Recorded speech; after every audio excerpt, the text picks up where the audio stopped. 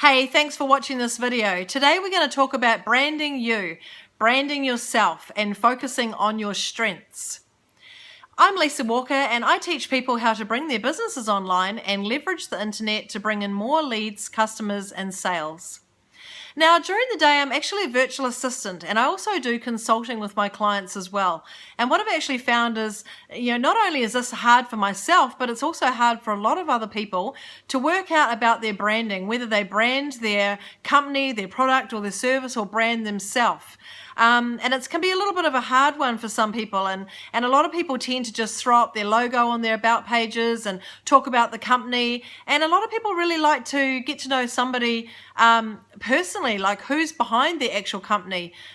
So branding yourself is actually a really big thing when it comes to online, so that people can actually get to know you as a person, and you can be authentic and real and approachable. And also, present yourself as an authority in your niche as well. So recently, one of the clients that I'm actually working for during the day has actually got a business in positive psychology. And what this is actually a psychology where a team of coaches go to a workplace and they do workshops with employees and all the team members, teaching them how to actually focus on their strengths. And by teaching this, a lot of the workplaces tend to flourish and thrive. And at the end of the day, not only does it help these employees with their work life, but also their personal life as well. And it's really a new approach to psychology where they actually teach people to, it's like an intervention. So they actually teach people to, it's like a prevention in somebody's problems before a problem actually occurs. So the old way of thinking in psychology is that somebody actually has a problem and then they go to a psychologist to get that problem fixed. And so what positive psychology is a different new approach, a new age approach, to where they come in and they actually teach a person to focus on certain things about themselves, and to recognize the strengths in them that they can actually utilize in their workplace and also in their personal life, so that they can actually prevent any problems from actually coming up, and they actually create a happier, more fulfilled workplace, and they actually love to get up and go to work in the morning. And they actually find more of a purpose in their job rather than just going to this dreaded 9 to 5. And also on top of that, I've actually been just recently reading the book, The 4-Hour Work Week with Tim Ferriss, and I noticed he speaks a lot in this book as well, also talking about focusing in on your strengths. And was when he focused in on his strengths that his business started to really flourish and he started to make a lot of money. And he often talks about, we sometimes, spread ourselves thin in the way that we focus on too many different things. And there's a lot of things that we're actually doing in our day-to-day activities in our business that aren't actually our strengths. It's something that we're not actually strong at doing. And some of those things that we're not strong at doing, we're actually better to outsource to people that are actually good at doing those things. And then we actually focus on the things that we really are good at. So now the hard thing is, without perhaps going to a psychologist and working out what our strengths are, definitely that would definitely be an asset to do. And I've considered this myself as well, because they can really help draw out of you and help you see your strengths that you may not necessarily recognize or that you may have kind of forgotten about. And anyway, I downloaded this other book the other day. I listen to podcasts basically every day. Every day I listen to podcasts and also other audios within the company that I work with as well. And I find that I just get so much information out of podcasts. I'm learning new things all the time. I'm finding new people to follow, new authors, new speakers, and lots of different industries as well. And I came across this person on a podcast the other day, and her name is Runa Magnus, and she actually specializes in helping people brand themselves. And I just downloaded her brand new book, which she's just brought out, and it's called Branding Your XFactor. This is what the cover looks like. And you can actually follow her on Facebook as well. And she's actually got a Facebook challenge when she's challenging people to actually work out what their X factor is. And what she suggests is she actually suggests to ask people, put up a public post on your social media platforms, which I endeavor to do too, because nobody knows more than you what your X factor is than other people that actually follow you, or your friends or your family members. So you can actually go go to these people and you can actually say, hey, I'm trying to figure out what my X factor is for my business, what my strengths are.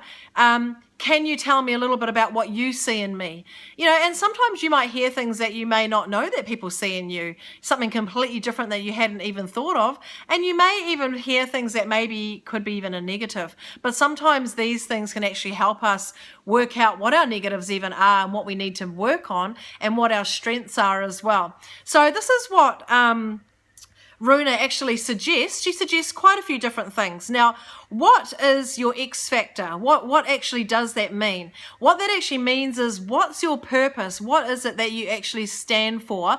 How do you want people to remember you? And actually what she said in the podcast, which I really loved, is what sort of feeling do you want to leave people with when you walk out of a room? And I think that's really, really powerful, you know, because what do you want people to say about you once you leave that room? What do you want people to talk about you? You know what I mean? So basically what she says is it's your secret sauce. It's your compilation of all of these factors. It could be your values, your purpose, your passions, what you stand for, your skills, your knowledge, your attributes, how you communicate, how you look at life, you know, how confident you are as a person, how you come across as how passionate you are about all the things that you're actually doing, you know, your authenticity, how authentic you are and how you present yourself and how real you are to your audience.